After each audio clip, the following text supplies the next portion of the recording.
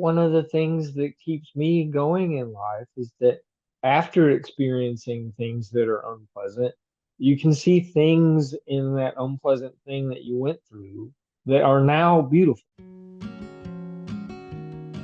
My guest today is singer-songwriter Garrett Owen. Garrett grew up across 3 continents, spending his childhood in East Africa, Louisiana, and then Ecuador before eventually making his home in Texas.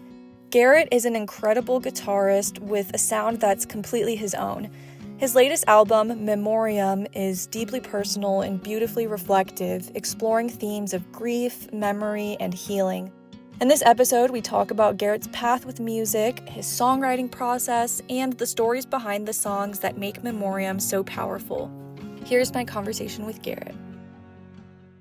Super excited to have you on the podcast. My friend Dana, she was actually living in Oh, California this summer. Yeah. that's how this happened. Okay, cool. Yeah, she was in San Diego and she went to and kind of by chance ended up at your show, and she texted me, she sent me a video and texted me afterwards, and she was like, "Oh my gosh, I just saw the most amazing performance." And so that's how I discovered you. So that was cool. Neat. Thanks for telling me that. That's helpful. Yeah. So you probably get this a lot, but I feel like your upbringing was very unique. I saw that you were born in San Antonio, which I was born there as well. Oh, cool. But you grew up going between Tanzania, Kenya, Ecuador, Louisiana. What was that like for you growing up, and how do you feel like that kind of shaped you as a person or as a songwriter? I think it made me difficult to relate to as a person. Um, I don't know. I feel a lot of times like not a lot, but I have this one of the guys that I've opened for a whole bunch. He just stopped telling people how many places I grew up. I think because he just got tired of hearing me just like wax for 4 minutes about. And so he started like, hey, this is my friend Garrett. He's a songwriter and he lives in Texas. So I don't know. I think some people find it off-putting that I'm willing to say a lot about where are you from, and I'll just give my whole spiel. Like, and some people don't. Some people get. I think people that introduce me to their friends, some of them get tired of the spiel. Some of them like the spiel, and some of them it's like it's new to them every time. Uh, and most of my friends always call East Africa South Africa because for some reason South Africa is the only Africa that, that like everybody's heard of. Um, but East Africa is a pretty specific region. It's like everything that's right underneath the horn, uh, like Tanzania, Kenya, Uganda, Ethiopia,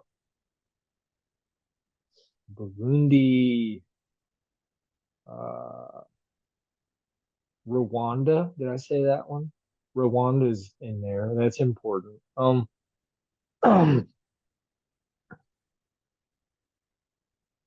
but it made me really open to a lot of stuff. Like when I take personality tests and stuff, I always come back as like 99% open to stuff. Like like I'm capable of developing like a lot of interests.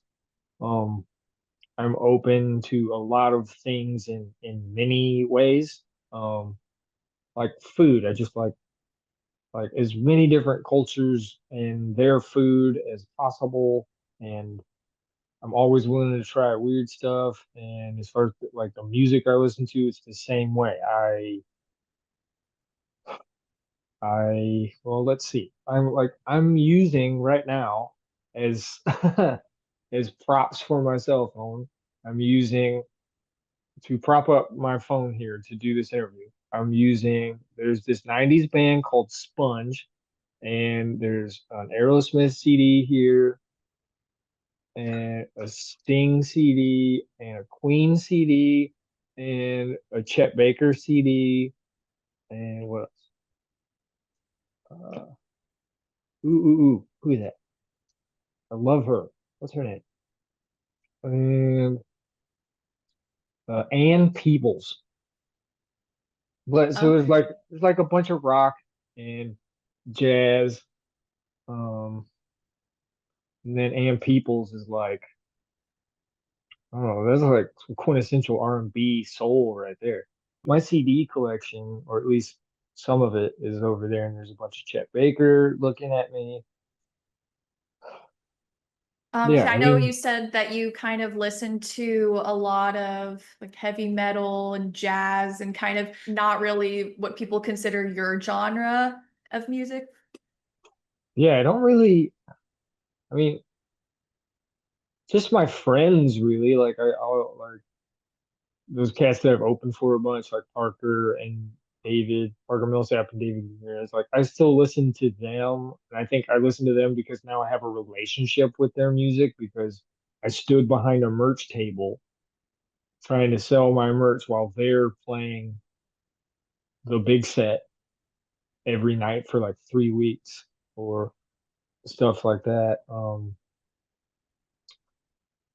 But yeah, here pretty yeah, for the last 3 weeks, every time I get in my car, I'm listening to this Christian metal band called Blindside.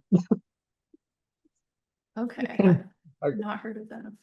yeah, um, and there's a Christian death metal band called Tourniquet that I've also been listening to a ton recently. Um, yeah, and well, and that kind of takes me to like a whole faith-based conversation, which anybody can do what they want with that. But like I listen to these bands that happen to be Christian because I really, really love their music and the way they play guitar and stuff. I so my parents were missionaries, but I went like really far away from anything religious for a really long time. And now I kind of like I consider myself a Christian, but it's very much like do my own thing with it. It's like Mhm. kind of my own version of it. Uh, it's very much up to like my interpretation of my relationship with God and just some things that are super specific to me. I don't I don't get to church very often. Like if you had to describe your sound or the kind of music that you make, what would you say? What would I say? I mean, I guess at this point, I think it's become like a version of like Americana or folk that is actually like it, the influences are all like really well hidden in there. But really, when I'm just practicing stuff, I just realize so much that like a ton of my songs are just jazz songs or rock songs posing as folk songs and Americana songs. Like the chord progressions are so very much like deeply derived from jazz and hard rock simultaneously that like it's um like my songs are just kind of pretending to be folk music, but it, I don't know in their creation for me they're like very much these other things. And, yeah. How did you discover your love for guitar and then songwriting?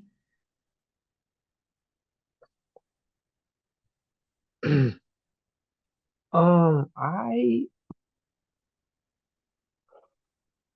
my parents were gone for a week or two when I was in high school, and I had to stay at a friend's house. And this friend was 3 or 4 years older than me. His name was Eric, and I just hung out with him in his room while he was trying to learn ZZ Top's Lagrange by ear, and that made me want to play.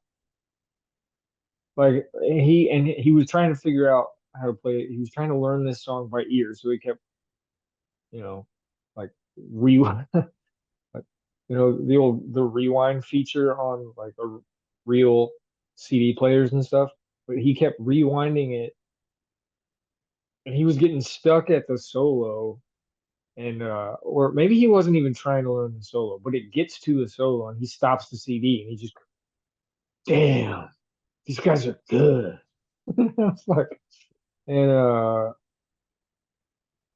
don't know. I already knew I liked those songs, but um, no, that was one of that was the main moment. I didn't start trying to sing though till I was like in my 20s.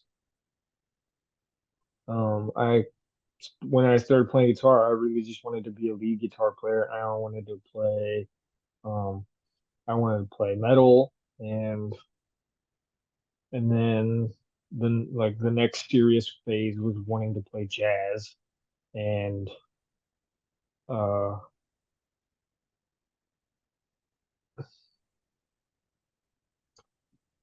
metal involves so much gear and like having to always be in a band that wasn't going to be accessible to me because I don't go around, like I was never that guy who's just like going around trying to start a band. and and then when I was studying jazz in college, I was once again like not that person who's just going around trying to start a band. And that's difficult if you're in a genre that like definitely requires a band. Um, and then I was in jazz ensembles all through 2.5 years in college, but jazz was just so hard.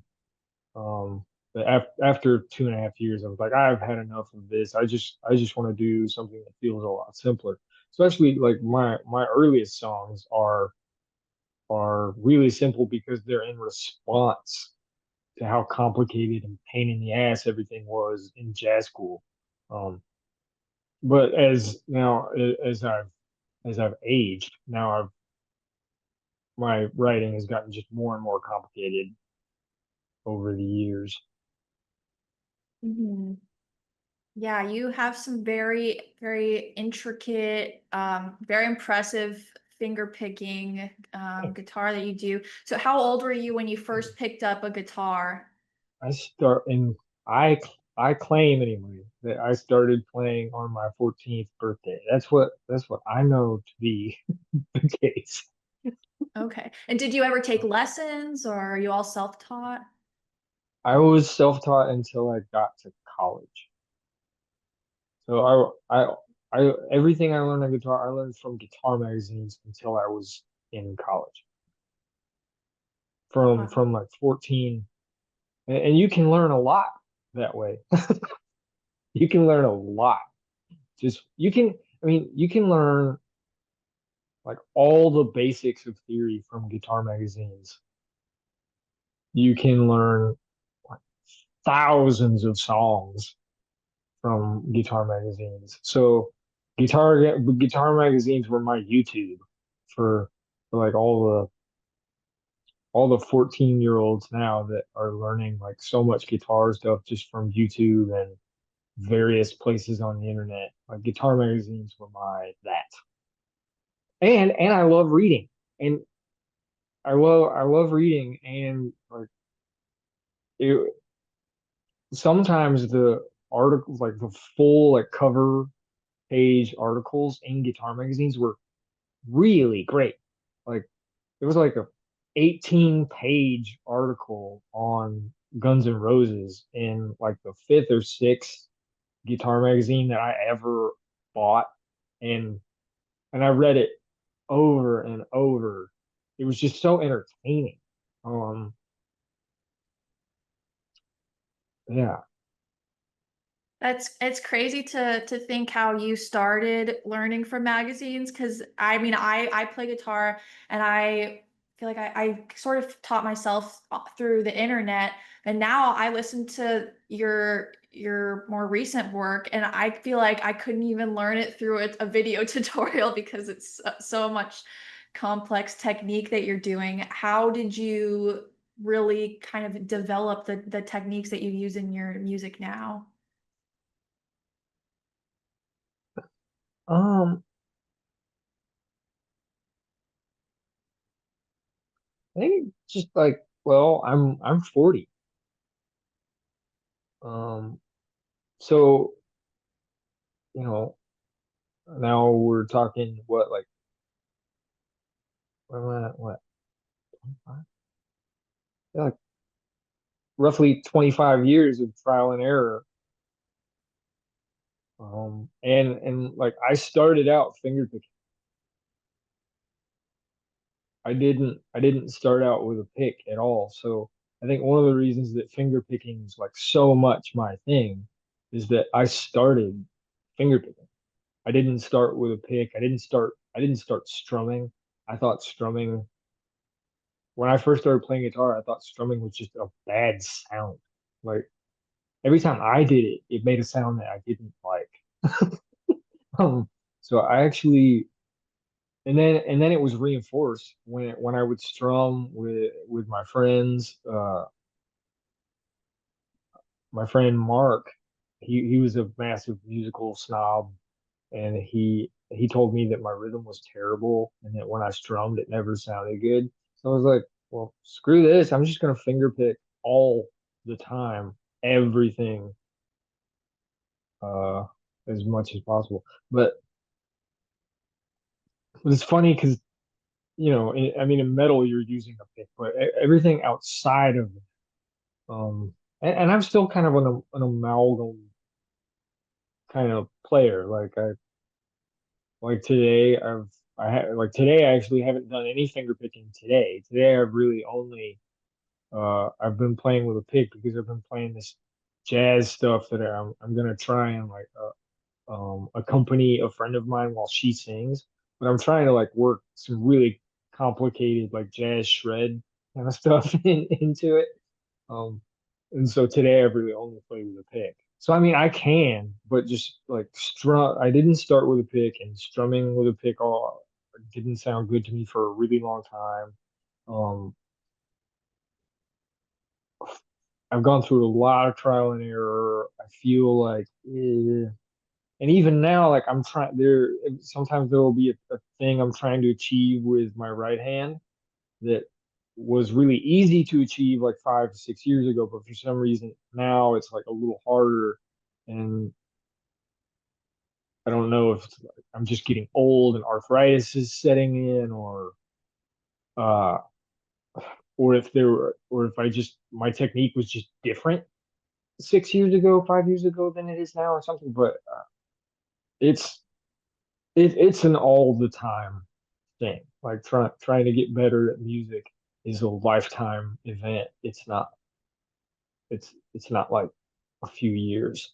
It's like Yeah. for me, it's a lifetime pursuit. I'm gonna be like trying to find ways to get better at all these little elements until I die. But I was listening to a separate interview that you did, and I think you said that at one point you were playing for 8 hours a day, and oh that yeah, you were bringing your guitar to school, or like that one of your teachers was letting you play in class. Is that true? oh yeah.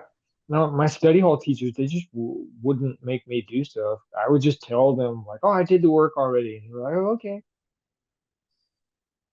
yeah," and it was That's great. awesome.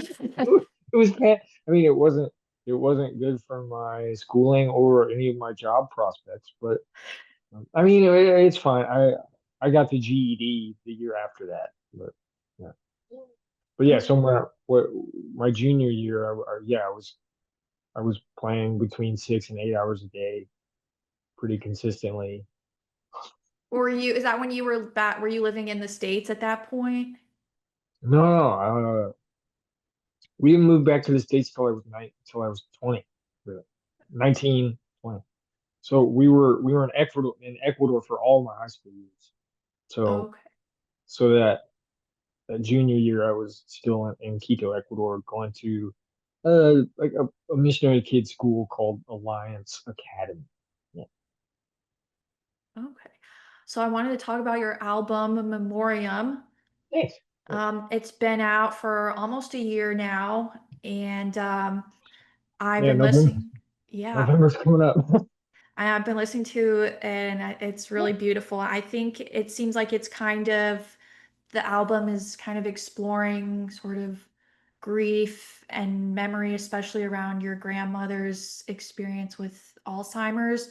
So, what has it felt like for you to put something out there into the world that's kind of so personal to you and to have people connect with it?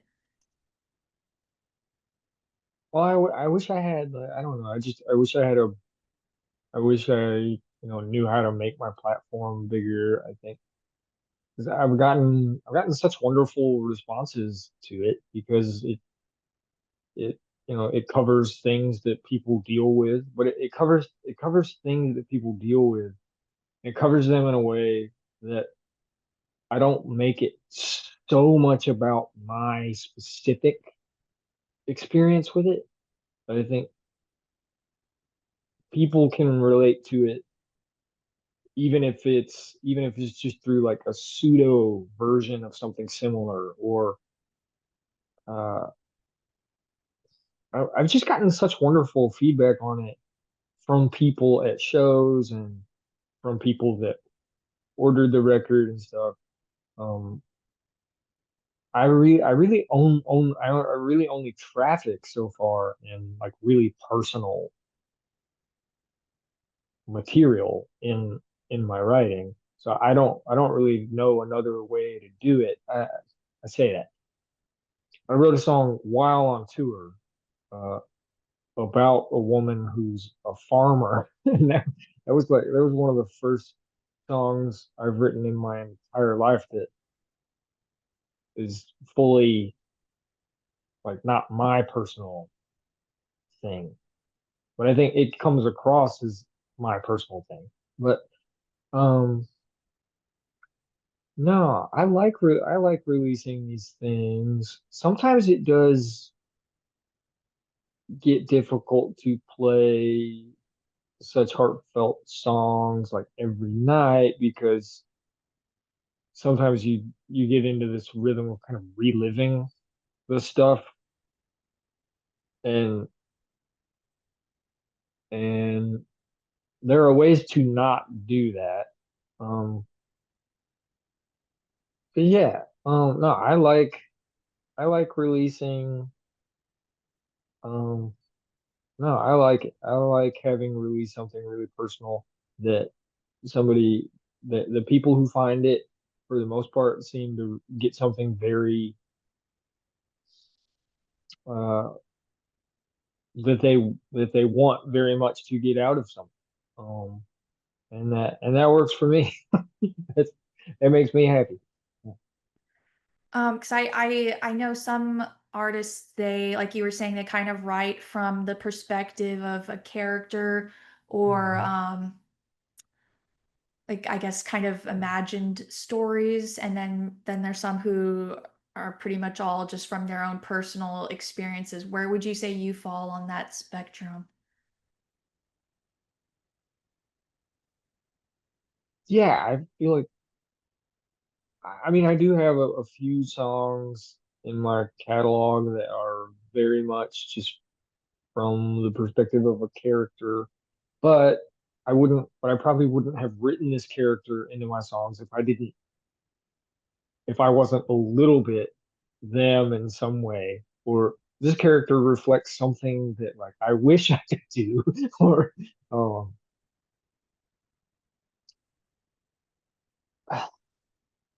sometimes there are things you want to do, but you shouldn't do them.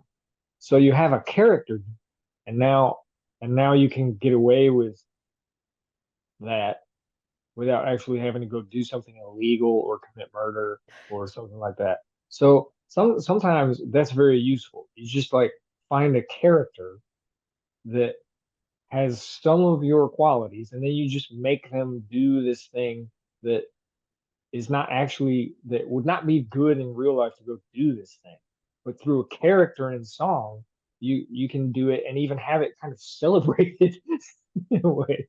Where, I'm not condoning I'm not condoning emotional murder either. I'm just saying. But but Um, uh, but most of my writing is like it goes back and forth between being super, super personal, and then there are these parts, and then I play with like kind of abstract. Some stuff is just fully like abstract.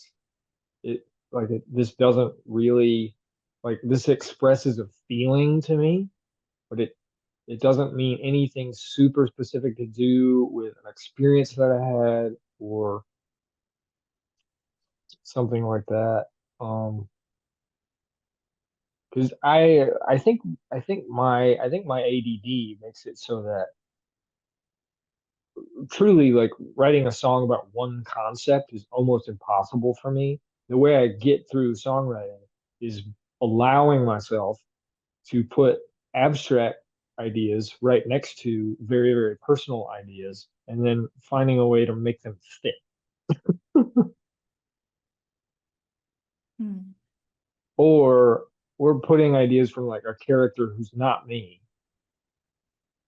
right next to like my experience and making them fit. But because my just the way just the way my brain works in general makes it really hard to just do one thing. Even just like write a song about this thing. And it's almost like, well, can't maybe it's good. I think that's very interesting. I was listening to there's this interview with Chris Cornell where he was talking about when he was writing Black Hole Sun and he was driving in the car at 4 a.m. and the whole idea for the song just kind of came to him and then like the lyrical idea and everything. What does your songwriting process look like? Like when you start, do you already kind of have an idea of where the whole song is going to go, or are you figuring it out as you go? Mm. When yeah, when I try to decide from the outset where it's gonna go, it I don't get I don't yeah, I don't really get results that I'm really happy with that way. I get results that I'm like creatively most satisfied with when I just let it over time, like like kind of just like move and bubble up into existence. Sometimes that takes like 2 years, and sometimes it just takes like a month. um, uh,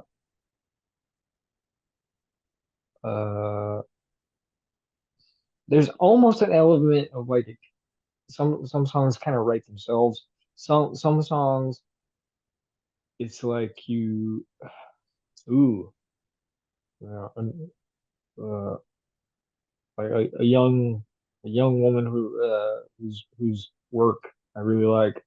She doesn't have any she doesn't have any songs like out in the world yet on like on streaming or anything. But there's this young songwriter lady in Georgia that I met, and she said something really interesting about taking a long time to write songs. She said sometimes you haven't experienced the song yet, and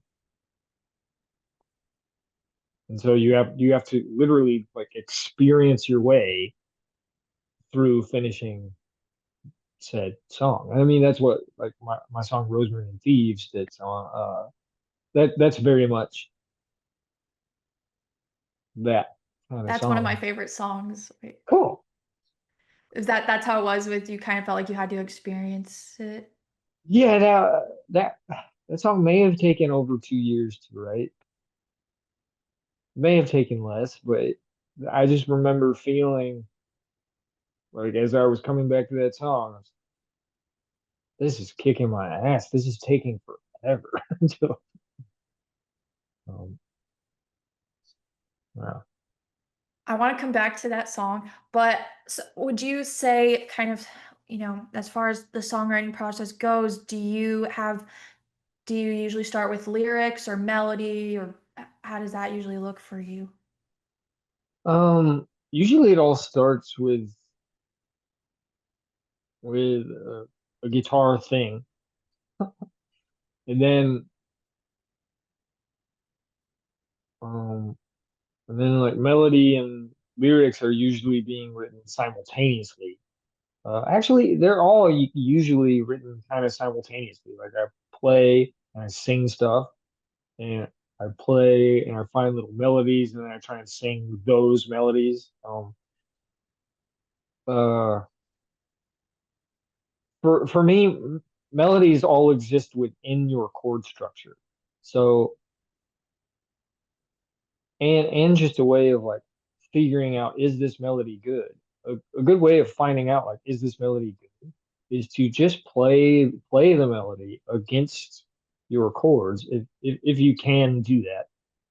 And if it's pleasing while you're not singing it, if it's still a very pleasing melody, just going like against bass notes, then it's probably a good melody.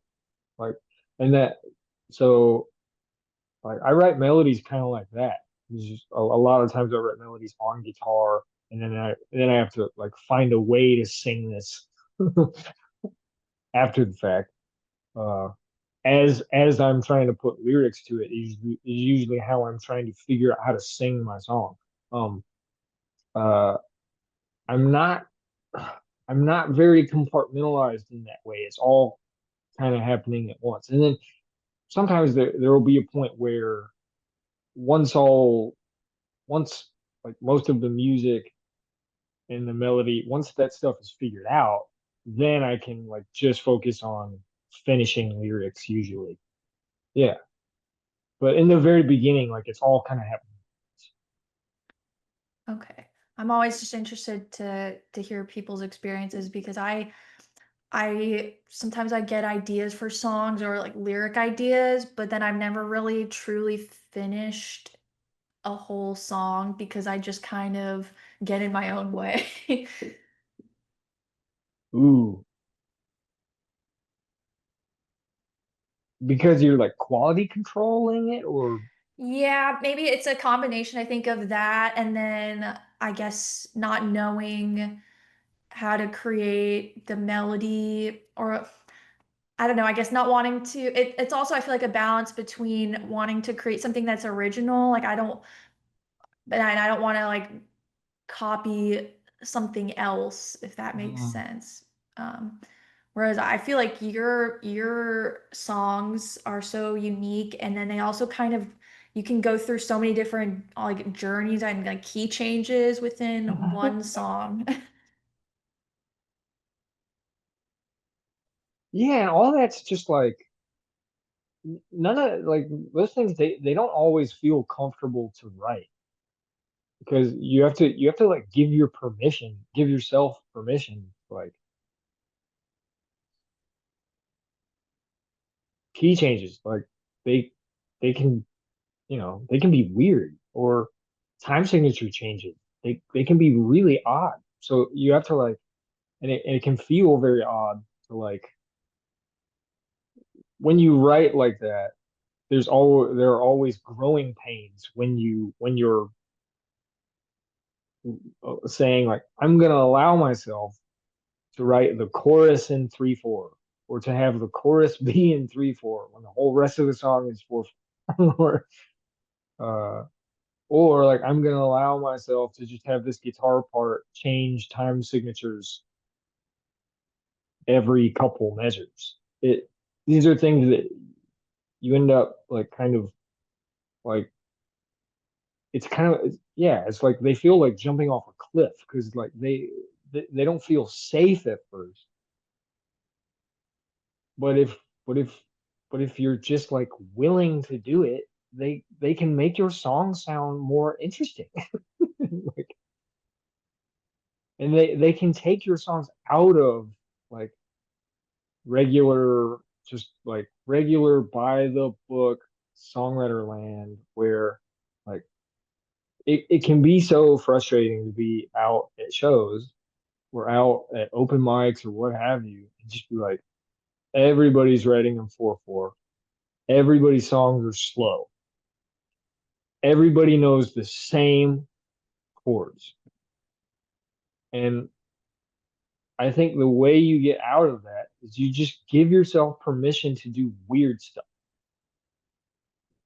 And and I'm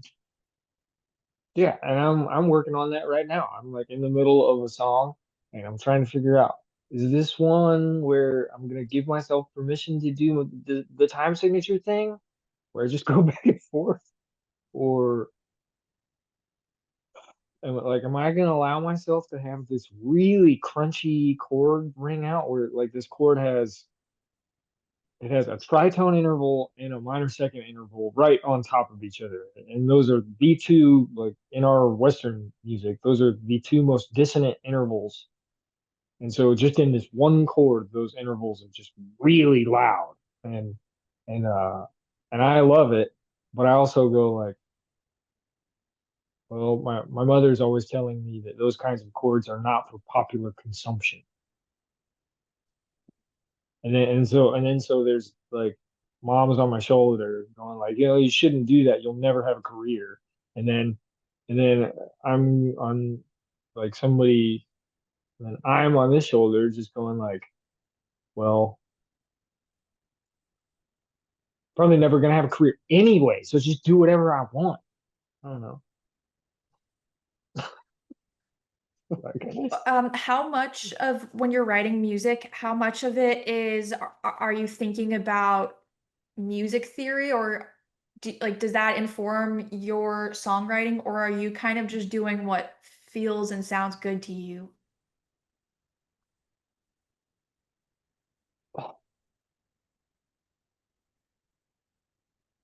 I guess that has a lot to do with my relationship with theory. And my relationship with theory is such that I know some. I definitely know basics, but there are even some basics that I don't know. I don't feel like I know like enough of. Um, so like the guys I play with, they can the guys I play with in my trio, they can talk theory from like from here to Sunday and 6 weeks after that. Like, but they just know so much theory. Like they can do my songs and tell me what's going on in them that I things that I don't know. Like I use this scale at the end of my song Pony Express. Apparently the thing I'm doing at the end, like my keyboard player was like, "Oh, this is your song is in D here, but the scale you're using is G double harmonic major." And and I said, "Well, I've sort of heard of that." Like, I mean, I studied jazz, but I've never just been in love with just knowing theory. I've always wanted to know theory in such a way that it had a purpose. And so there's some of both. Sometimes if I'm stuck, then I try and figure out like, okay, I'm kind of in this key, or I'm in like the relative minor of this key. What what like color chords are at my disposal here if I'm in this if I'm in this key, like what diminished chords, what half diminished chords, what like I know I want to go kind of I want to go somewhere colorful. What colorful chords are like here? But so but even then I have to sometimes I have to think really hard, or I have to like do little equations, and I hate math. Um, I hate numbers really. Uh, Same. hate them. Yeah, I played clarinet for 7 years and I learned all the scales and memorized them and everything and I was able to be good at the instrument, but music theory was always something that just kind of went over my head and my Mm. and I'm told that it's helpful for guitar, but I don't, yeah, I mean I guess it's not necessary in order to be good. It's Right. I mean, yeah, guitar might really be one of the instruments where, yeah, where you can know like a true like minimum of theory and definitely be a songwriter. um Um, I which wanted oh sorry, go ahead. I'll try and make this really fast. Like I don't through accidentally like revealing my thoughts on like the land of songwriters, and I don't have like a super high opinion of like the whole like I don't know. It's like when I'm a songwriter, it's like, well,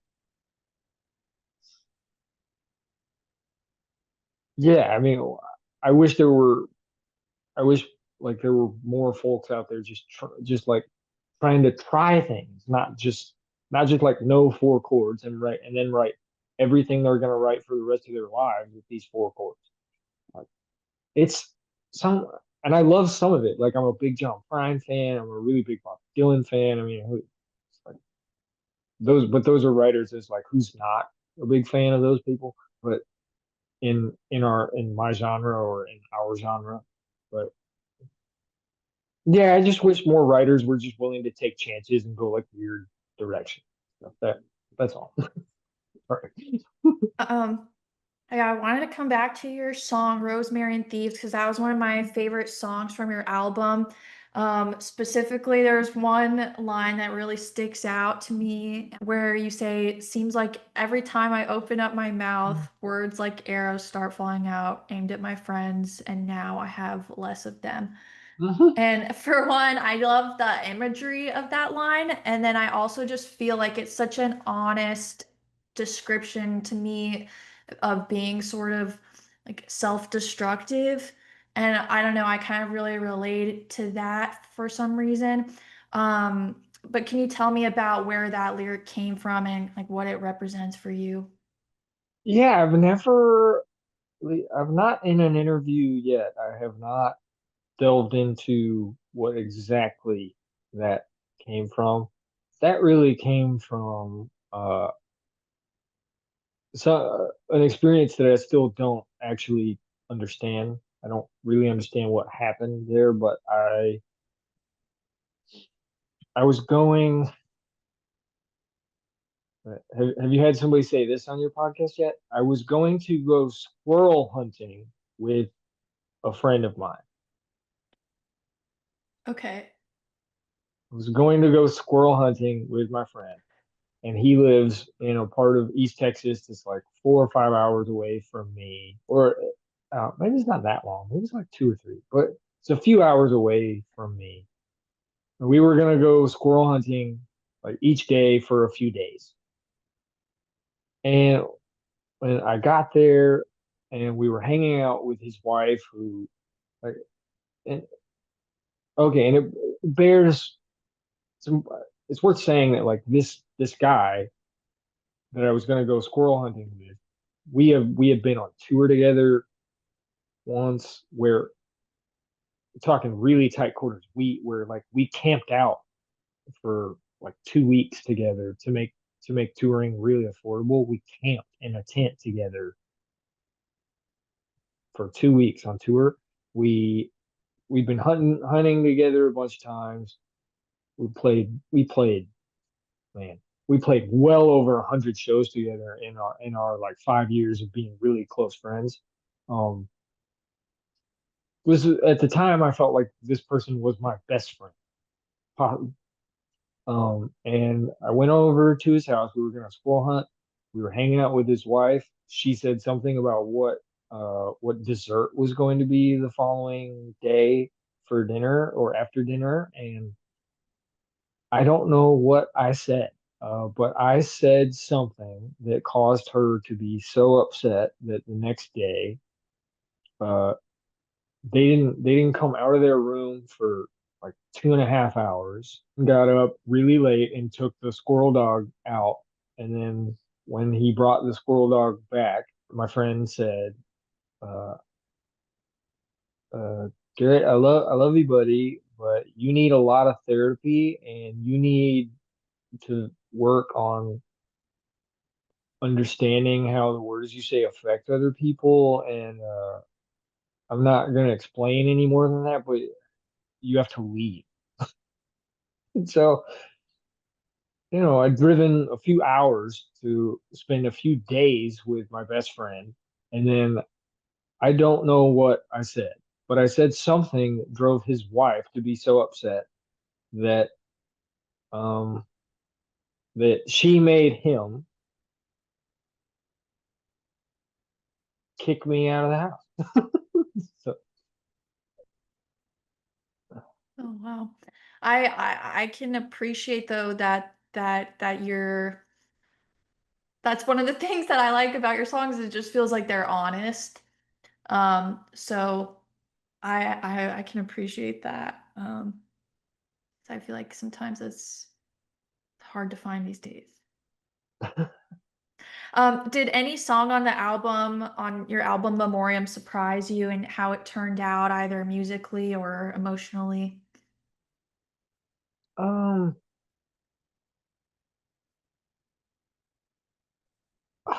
that's a, wow, that's a good question. Man, one of them is like way underwhelming in a way that's upsetting. Like I feel there's might be the last track or close to the last. Um, the waiting place is one that like I really loved writing, or I don't know, writing it was hard, but like writing it was a journey, and I felt like satisfied with having written it. And I've gotten really good responses playing it live. Sometimes I don't play it near as much as I play like Rosemary and Pony Express, and I play Tonight Will Be Fine at pretty much every show. I play Catastrophic Proportions a lot live. But like there's a bunch of Memoriam right now that I play every time I play live. The Waiting Place hasn't like I played it on one of my tours with David Ramirez last year, but not the next one. Um, but man, I've gotten like live, I've gotten some really great feedback on the Waiting Place, but like the recording, not so much. And I thought it would, I don't know, I thought the recording would be received better. But I also, I recorded like I was part of the recording, so I know what went weird with recording it. So that makes it so like it just it doesn't present the way I wanted it to, I think. Um in the opposite direction, um I'm a little surprised with just how much I like listening to Rosemary and Thieves. Like I just love listening to it. I don't care that the production is like pretty rocking at parts, and uh like I really like that about it. I'm always surprised with feedback from listeners at shows that are like, well, like I just wish your record sounded more like you sound live by yourself. It, God, I don't know. Like I'm trying to find ways to make that more interesting to me, but just making stuff that is so much like just playing by yourself, like that doesn't really interest me right now, but I'm trying to find ways of making like lo-fi, just me and my guitar. I'm, I'm going down to Austin next month to record with a friend of mine, and we're gonna do like pretty stripped down, like live to tape, like in his house, and we're gonna try and find some ways to make like a pretty stripped down thing still satisfying to me. But it's like one of the fun things about making records, like getting your friends involved and like just seeing the possibilities. And for me, like Rosemary and Thieves is like my like apex of like figuring out the possibilities. It's just I don't know. I feel like the production on that song is just so entertaining for me. So when people express disappointment or when I ask what they think of the recording and they say something like I like you live so much, or that was my attempt at impersonating somebody that said that to me in Georgia, which didn't sound like that at all. But um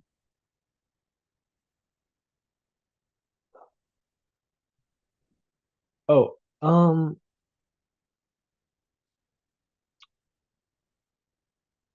uh, Dead on New Year's Day, because Dead on New Year's Day is such like a by itself recording. Like it's mostly just me. Like it comes across like me singing and playing into a mic. Um, so I was surprised at how much I like that song because it's really just me. But and um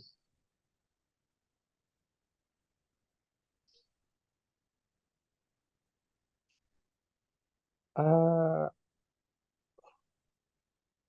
I guess and like the emotional like for some reason like I have no idea what catastrophic proportions is really about. Like most of that song is not really like about anything to me, but I really like playing it. Interesting. Yeah. What do you hope people take away from Memoriam after listening all the way through?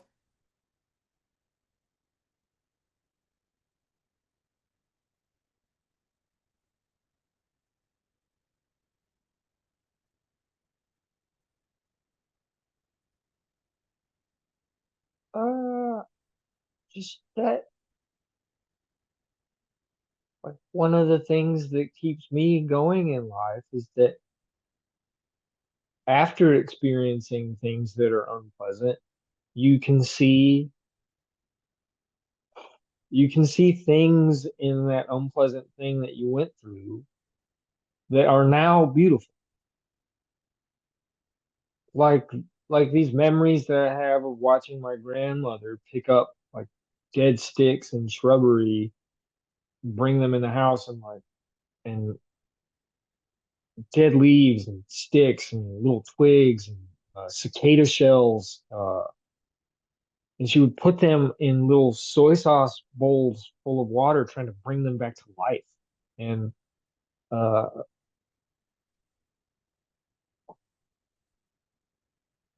that was an incredibly like weird period of my life, but and I didn't enjoy it while she was doing all that. I was frustrated when she was doing it. But having it as a memory, it's like really beautiful to me. Um, but yeah, I guess I would hope that people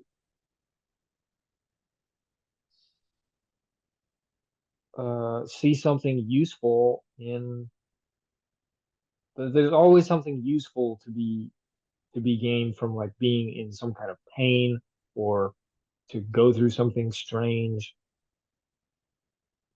There's always something to get out of it, and it doesn't always have to be negative. You can still like find like there are, you know, just like there are weird ways of making one's songs more interesting, there are weird ways of like finding the beauty in really messed up situations or times in your life you thought were just going to be a transition period, or I don't know, but How has your approach to writing changed since your earlier albums? uh, like the way it's the same is that it's always been true. It's always been true that my lyrics are kind of like a little bit abstract and a lot personal and a little bit character driven and then more personal. But uh, the way it's changed is just like, uh, well, oh yeah, I mean, I took like guitar lessons and theory lessons again. Like I kind of refreshed on like guitar lessons and theory lessons like 2, 3 years ago, and that had an impact on the things I'm willing to do in on the guitar as a songwriter. That that kind of like gave me permission to do more stuff. I feel like, yeah. Another song of yours I really like that is it's not on Memoriam, but your song "These Modern Times." I feel like Oh, it. dang. Yeah. That is man. Like I like that song too, but I never play it live. Really? Why not?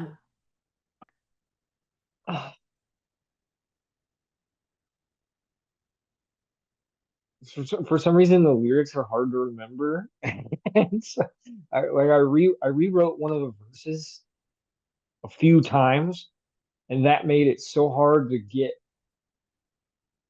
what I chose to be the verse later. The second verse, I rewrote it like 4 times, and that made it so hard to memorize the song that I just don't, I just, I just don't bother memorizing the song. Like I messed that song up at my album release for that album.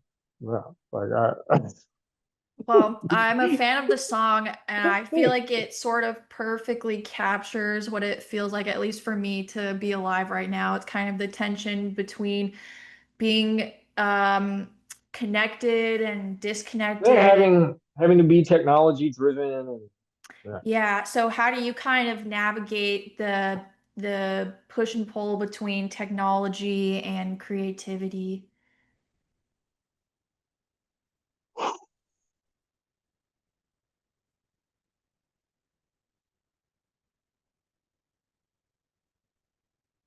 Yeah, there's this writer. His first name is escaping me, but his last name is DeWitt. He has this really wonderful like modern Western novel called the Sisters Brothers. They're the characters. Their last name is Sisters. Um, uh, I read I listened to an interview with him where he was talking about. He said that in order to write, like he has like his wife has to like take his computer away, like turn off the Wi-Fi or like take his phone. Like in order for him to write, he has to like get his wife involved and ask her to just like take away all of his technology so he can write. And I seem to do okay with like writing guitar parts like while I'm watching TV or especially I mean practicing is very easy to do while watching TV. You can like practice all manner of things on guitar while watching, but um but I don't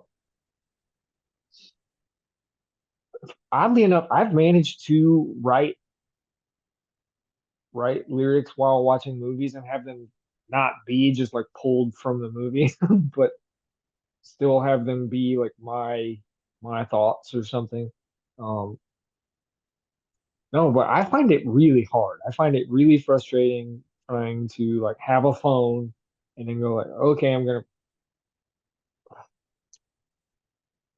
I don't know if it's having an impact on my writing yet, but it's having an impact on just the way I feel about being alive. Uh, every night for since I've been back from tour, almost every night between 9 and 10, I plug my phone in a room that is not my bedroom, and I turn my phone off, and I don't turn on my phone until until I've had coffee and like been out in the yard for a few minutes. Like, uh, no, I find it difficult. I am very much like I am addicted to just like being entertained by things on YouTube or watching guitar lessons on YouTube. And watching guitar lessons is not writing songs. Like like learning stuff from the internet is great, but learning stuff from the internet is not writing songs. And writing songs like for me, it takes like making the space feel like my space, making like making my brain feel like okay, like we have permission to just mess things up. Like because like I because write because like really writing should be called like play because like it doesn't happen if you're like so worried about where it's all headed and what are the results. It it, it happens best when you're just like unencumbered by rules and regulations and expectations and like what are the things that like ruin adult life? It's that like there are countless rules and regulations and expectations are just thrust on you at all times. That's what sucks about being an adult. Like everything that makes you better at writing are all the things that you liked about childhood. Like no time limits. Uh, didn't really matter what you did. Uh, like and like not washing dishes and not doing laundry is awesome. Yeah, or not worrying about being judged, like not worrying about what people will think. I feel like as a Uh-huh. kid, you don't really deal with that. And well, and like I don't know, like that has nothing to do with the internet, but some, but but no, but yeah, your phone will remind you that like somebody is expecting you to do something, or your phone, you're like, or it's just like expectations live on my phone, like email, uh, or my expectations can live on my phone. Like who am I just like so upset that I haven't heard from today or something, or what? Like all that stuff is just in my hand, and none of that stuff is good for creativity. Like I think. Yeah, I would agree. I would agree. Um, yeah, I sent that song to my brother because I was talking to him. I think we were just talking about how addicting social media is and just kind of doom scrolling. And I think I read somewhere that the average person will spend 10, like cumulatively 10 years of their lives just on their devices, which is kind of crazy. Yeah. Which I mean, if you add on top of that, uh, like, dude, like I've never had a job that had anything to do with movies. I, but but I'm like so knowledgeable about movies that when I talk to people that work in the movie industry, they go, "Wow, you're a real cinephile." And I'm just saying it to say that like I've spent so much time watching movies that I've seen I've seen like the types of movies and like the number of movies that you would normally associate with a person that has a job in the film industry somehow. Like that's how much time I've wasted, possibly. I mean, I guess film is like great art. It can be, but like I'm so into movies that when I had a great conversation with a guy that works for the Criterion Collection, and just talking about movies, and he was like, "Man, you're like you know a lot." Like, well, I sure do like them. Yeah, I mean, that's art. I feel like that's, that's better than, being on social media, at least in my opinion. Um, is there a song out there that you just really love or that inspires you that you wish you had written? Oh, man, right now, I wish I'd written like three Jeff Buckley songs. I wish I'd written Mojo Pin. I wish I'd written Lilac Wine. uh, I wish I'd written Jeff Buckley's Dream Brother. God, that song's incredible. I wish I'd written Everything Happens to Me by Chet Baker. I wish I had written. Ooh, this is this is where it's at. This Sting album is so good. It's called Mercury Falling. It's it's fantastic. There's a song on here. Um, there's a song by Sting called All Four Seasons. I wish I'd written that song. Okay, I'll have to check that out. There there are probably I'm gonna look. Ooh, uh no. Yes, okay. There's there's this highly underrated Canadian rock band called Big Wreck. And um they have a song that's it's literally just called That Song. and and I wish I had written that song. Uh oh man. Ooh, okay. There's a jazz tune written by Matt Dennis, and like Ella Fitzgerald does a badass version of it. Chet Baker does a badass version of it. It's called Angel Eyes, and that's like another like it would be in my pick of like it's kind of a perfect song. Okay, cool. I'll have to It's check those out. yeah. Uh, what else do I think is a perfect song right now that just like nobody that I feel like nobody knows about? Ooh, anything here? Ah, no, no, there's nothing on this album that makes me feel that way. But I feel like I should be able to find one more just in my head. Uh, no, anything else on these album? uh,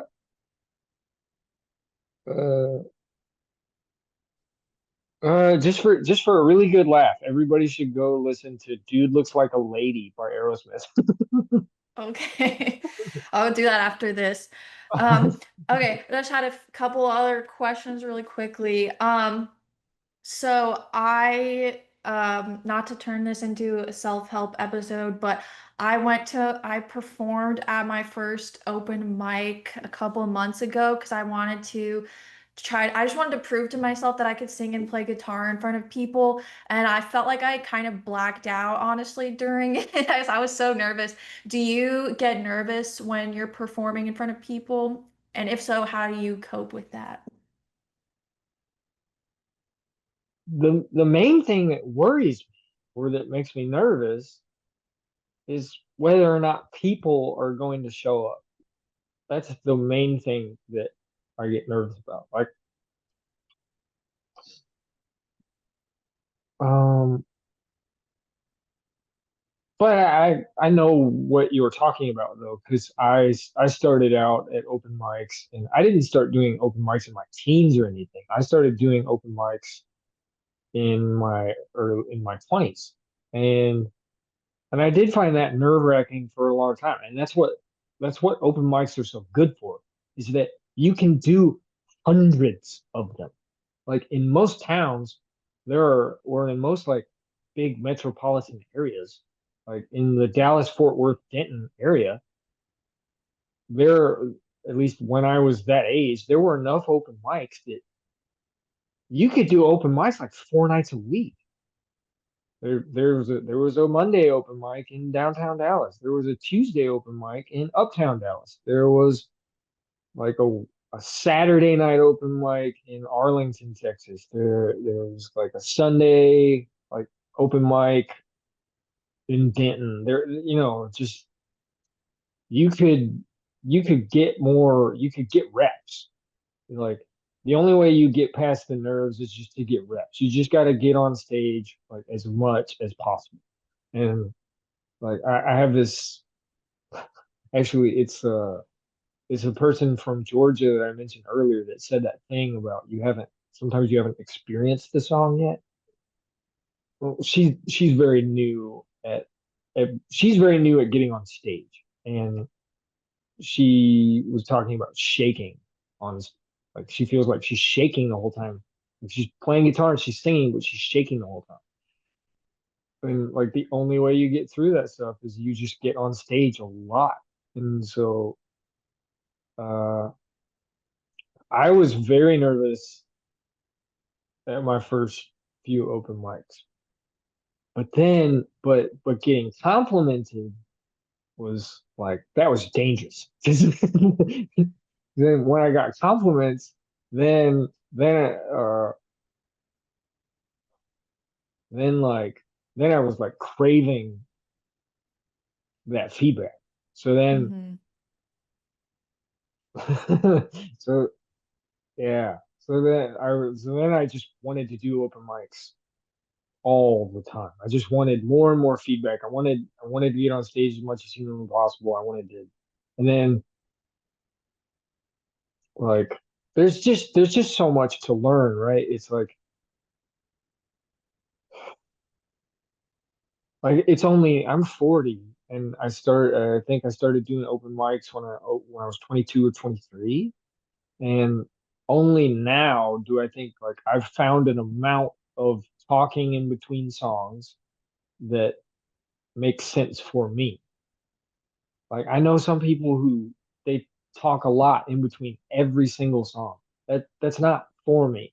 But I went through a phase when I was like 26 where it's like I got a few laughs and then I thought like, "Oh, I'm like really funny. I should just talk this much in between songs." And then my friend Martha was like, "You're not that funny. You should talk less in between songs. Like you've gotten a little bit like full of yourself here, and the talking is getting too much. And and thank God for Martha, because I do not like I don't think songwriting is not about talking between songs. It's about song. Like Yeah. like concerts should be about playing songs. Okay, this between yeah. I don't know if you can see this whole shirt, but I saw a metal band on Saturday night called Between the Buried and Me live. It was fantastic. They waste no time talking in between songs. Like they're like you can't even tell sometimes you can't even tell that they have switched songs. They are so quick. Like um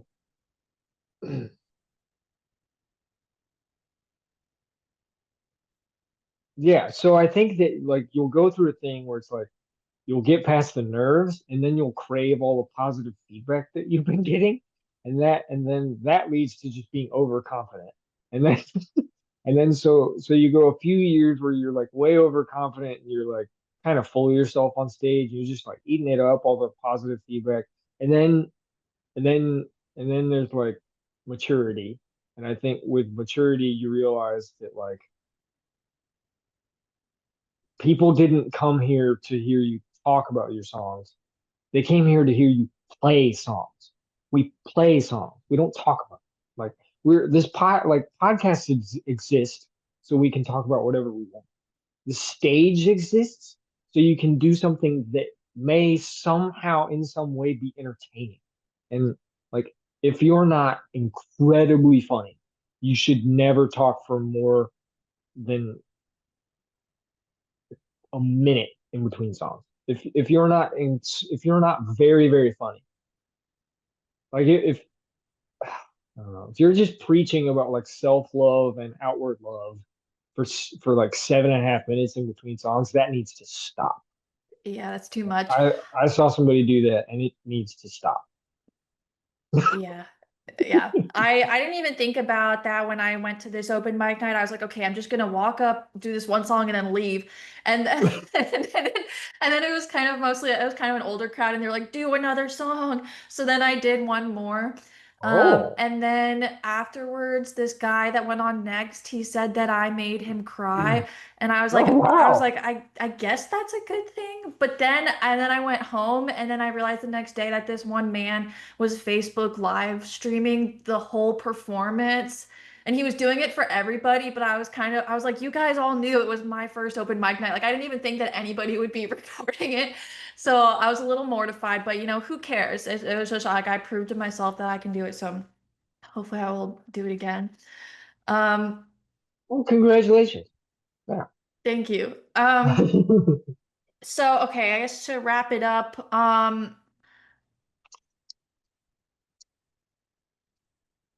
when I'm looking at my list of questions. Okay, so when people listen to your songs, what do you hope that they remember or carry with them? I guess like how do you want your music to connect with people?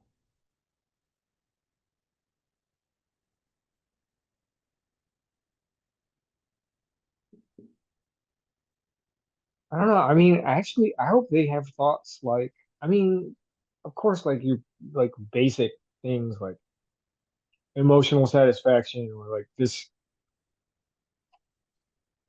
or like this makes me feel something and I'm not even sure why. Or but like my favorite thing that I heard or that or that people told me like after hearing me on tour, my favorite thing to have people say was that they had it was all it was always one song. And the number of people that like texted me or shared in their story that like they saw me play the week prior and they still had Rosemary and Thief stuck in their head. Like that's like man, that's love to me. Like that's like that does it for me because Rosemary and Thieves is a weird song. It's a difficult song to play. It was a very like emotionally and like mentally just writing the chord progressions or getting the chord progression like smooth, like even just in my mind. It was like I would wake up in the middle of the night just drilling the chord progression. Uh, so like I had like my mom's on my shoulder right here again, going like, not for popular consumption, not for popular consumption. Like people won't like this. And then to have it be that on tour, the song that people most told me they had stuck in their head after hearing me play was that song. So that's very satisfying because what it means is that like real music that was hard to write can still connect with people. Like, Yeah. even on this small level, like I don't know, like the biggest crowd we played to on this tour was like 90, but most of the crowds were uh somewhere between like 12 and 30, 40. Uh, especially as we got further out of our comfort zones, like meaning like as we got further away from San Diego for Alex, and then as we got further away from Texas for me, like the crowds just get smaller as as you get further away, and you're not like really famous or anything. Um, so to have it be that even like somebody every few days is telling you that they've had uh, Rosemary and Thieves stuck in their head, yeah, that's yeah. I wanna write more stuff that just like gets in your head and won't get out. I wanna do more of that. Yeah, that's awesome, Matt. I think that's a great lesson. It kind of goes back to what you were saying earlier about kind of just like going out of your comfort zone and I love how you I'm glad that you did put that song out there even if it wasn't for popular consumption because it's a great lesson about just kind of like pursuing Uh, what you want. maybe also like I my friend Dan, he played.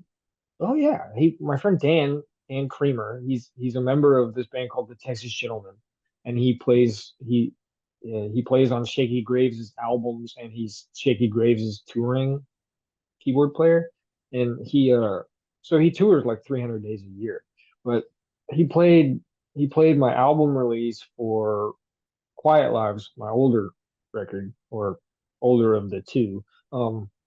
My second record, I guess, my second full length. This guy came up to me when I was standing next to Dan. This guy was like, "I love you. I love your music, man." And then when the guy walked away, and then I said to Dan, like, what I just realized, and I was like,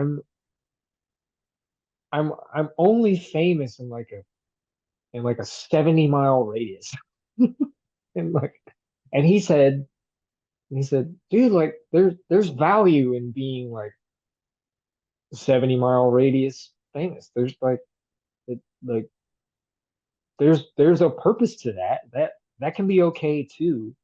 And and on the road, I was just like I would check my Spotify numbers every few days. It's like they're still just going down, or or like they've totally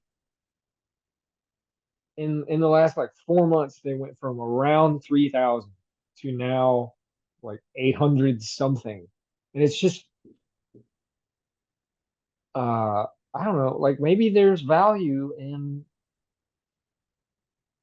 just like being a dude that nobody's ever gonna know about who has like 852 listeners that like really like Rosemary and Teach, or or that really like my song Saturday Sun. Well, I know it's easy for somebody like me to say that, don't look at the metrics because I had a woman on the podcast named Karen Vaughn, and she was telling me because I have the same thing where I'm like, oh, nobody listens to my podcast. Like, why am I even doing this? And her whole philosophy is if she can help one person, then Mm, that's good. And I know again it's easier to, especially when it's like your livelihood and it's like what you're pursuing. But um, I am grateful that I discovered your music and I appreciate your art me too.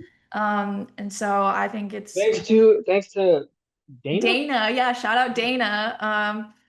And so yeah, I'm excited to see what you put out in the future, and I'm a fan. So thank you for sharing your art with the world, and also for coming on the podcast. It's been awesome.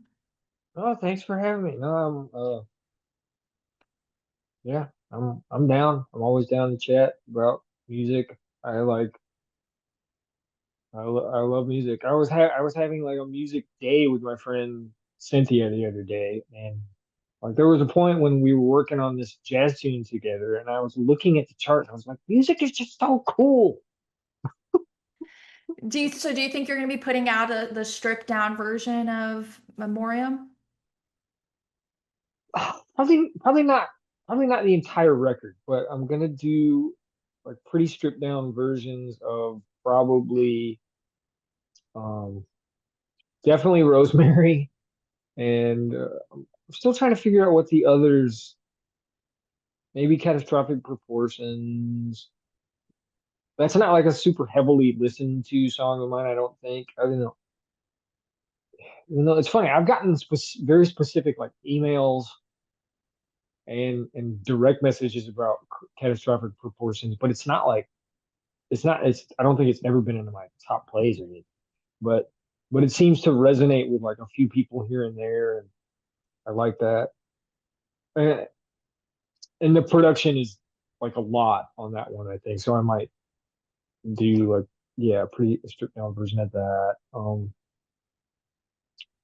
And then the song that I wrote on tour is going to be on this stripped down collection, and and maybe this thing that I'm in the middle of writing that I'm trying to figure out what I'm going to give myself permission to do with it, like change the time signature a lot. Awesome. Well, I'm excited to hear what you'll be coming out with next. Thank you. Thanks a lot. I'll have all of Garrett's links in the show notes, so be sure to check that out. If you enjoyed this episode, it would mean a lot if you could follow or subscribe wherever you're listening. Thank you again for listening, and I will talk to you next time.